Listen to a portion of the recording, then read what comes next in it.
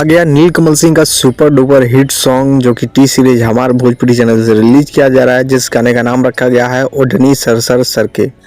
बहुत ही खूबसूरत और बवाल गाना है। बहुत दिनों बाद नीलकमल सिंह का फिर से गाना रिलीज किया जा रहा है जो कि टी सीरीज से हमारे भोजपुरी चैनल से रिलीज किया जा रहा है। इस गाने को नीलकमल सिंह ने ही गाया है अपने आवाज़ में और नए अंदाज में।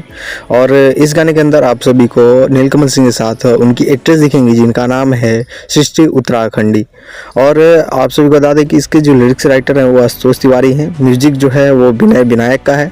और इस गाने को आप सभी के बीच में 17 अक्टूबर को सुबह 7 बजे टी सीरीज हमारे भोजपुरी चैनल से रिलीज किया जा रहा है। बहुत ही खूबसूरत और ब्लास्ट सॉन्ग है, तो आप इस गाने को ज़रूर देखिएगा और ढेर सारा प्यार दीजिएगा।